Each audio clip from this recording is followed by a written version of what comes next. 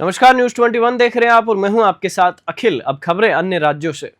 शेखपुरा जनपद के सीईओ सौम्या जैन के अभद्र व्यवहार के कारण जनप्रतिनिधियों और आम नागरिकों में नाराजगी बढ़ गई है। सीईओ के रवैये से लोग परेशान हो रहे हैं और उन्होंने समस्याओं के समाधान के लिए अक्सर अपमान का सामना करना पड़ रहा है। हाल ही में एक घटना ने तूल पकड़ लिया जब गुरुवार को सीईओ और बिल पठार के उप सरपंच मदन शर्मा के बीच कहासुनी हो गई। सूत्रों के अनुसार सीईओ सौम्या जैन ने मदन शर्मा पर नशे में होने का आरोप लगाते हुए उन्हें अपने चैम्बर से बाहर निकाल दिया। इस घटना के बाद उप सरपंच मदन शर्मा और जनपद पंचायत उपाध्यक्ष प्रमोद शुक्ला समेत कांग्रेस के जनप्रतिनिधि सीईओ के पास पहुंचे, लेकिन उन्होंने वहां भी सीईओ के अभद्र व्यवहार का सामना किया और दोनों पक्षों के बीच जनपद कार्यालय में तीखी बहस हुई। जनपद उपाध्यक्ष प्रमोद शुक्ला और कांग्रेस नेताओं ने सीईओ के व्यवहार पर कड़ी नाराजगी जताई। जब मीडिया कर्मी इस विवाद की रिपोर्टिंग कर रहे थे तब सीईओ ने पत्रकारों से कहा कि मेरी इजाजत के बिना वीडियो बनाया, इसे डिलीट करो, जबकि मीडिया कर्मियों ने अपना परिचय भी दिया था। इस मामले को लेकर अब स्थानीय लोग और जनप्रतिनिधि प्रशासन से उचित कार्रवाई की मांग कर रहे हैं। भिटौनी से राजेश कुमार शुक्ला की रिपोर्ट।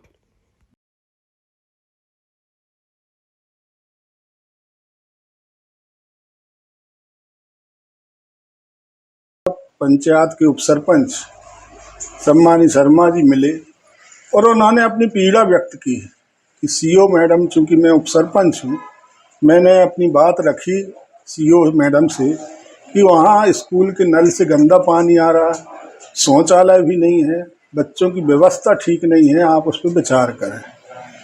तो उन्होंने मेरी बात नहीं सुनी और उनने मुझे पे आरोप लगाया कि तुम शराब के नशे में हो, तुमसे बदबू आ रही है, तुम यहाँ से निकल जाओ। जबकि हम लोगों को भी पता है कि शर्मा जी नशा नहीं करते। और जब उन्होंने बताया तो हम लोगों ने कहा कि चलो हम मैडम से बात करते, चूँकि मैं उपाध्यक्ष भी हूँ और हमारे सारे नेता यहाँ आए, तो हमने कहा चलो हम बात करते हैं तो समस्या का निदान होगा। खुद में ऐसा महसूस हुआ ये तानाशाही की बात है, ऐसा नहीं होना चाहिए। और इतने गंभीर जगह है जो पंचायती राज पूरा प्रदेश जिससे चलता है, उधर छोटे से बड़े, एक गरीब से लेके मजदूर से लेके सरपंच और सचिव सारे लोगों की समस्या आती है, वहाँ एक गंभीर व्यक्तित्व का होना जरूरी है। आप सारे लोगों को सुनो, अच्छे लोग भी आते हैं, कुछ गलत लोग भी आते हैं, लेकिन ऐसा तो नहीं कि कोई थोड़ा बहुत गलत आ गया तो आप उससे मारा पीटी करने लगे। उसकी बात भी सुनना चाहिए, उसका हल भी निकालना चाहिए और उसको आगे बढ़ाना चाहिए।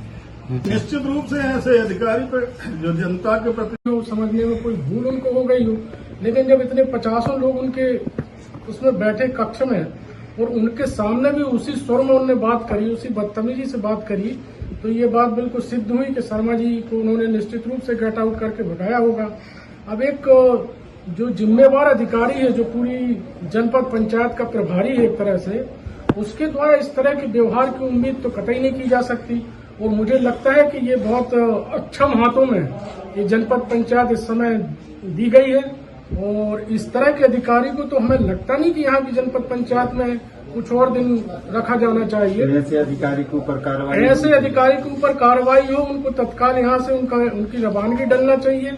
और देखिए, अब जब तुम कोई चीज को बोल रहे हो, वक्तव्य दे रहे हो और तुम अपने आप को कह रहे हो कि हमने कुछ गलत किया नहीं, जब नहीं किया गलत, तुम्हारी कोई वीडियो बना ले या कुछ भी कर ले तो उससे आपको क्या तकलीफ हो सकती है।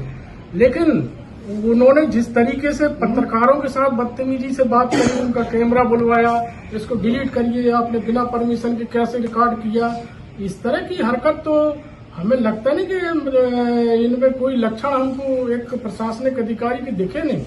तो हम तो इसको एक तरह से पूरे हमारे जो साथी जो नेतागण हैं उनका अपमान, हमारे शर्मा जी का अपमान, हमारे पत्रकार बंधुओं का अपमान, ये सारे लोगों का अपमान की घटना, इसको हम मान के चलते हैं और हम तो मांग करेंगे ऊपर के कलेक्टर। ऐसे चेहरे से याद है, उनका नाम मुझे नहीं पता था, वो किस पंचायत के हैं, उप सरपंच के पद पे हैं।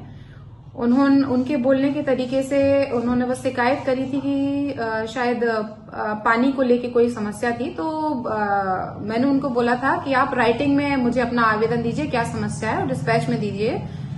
और फिर उन्होंने कुछ तरीके से बात कर रहे थे, वो तो मुझे सही नहीं लगा, तो मैंने बोला आप बाद में आना, मुझे राइटिंग में दीजिए, तो भगाया नहीं था। और कुछ भी इस तरीके से बात नहीं हुई थी। उनसे सम्मान के साथ ही मैंने बात करी थी और यही बोला था कि आप बाद में आइए और राइटिंग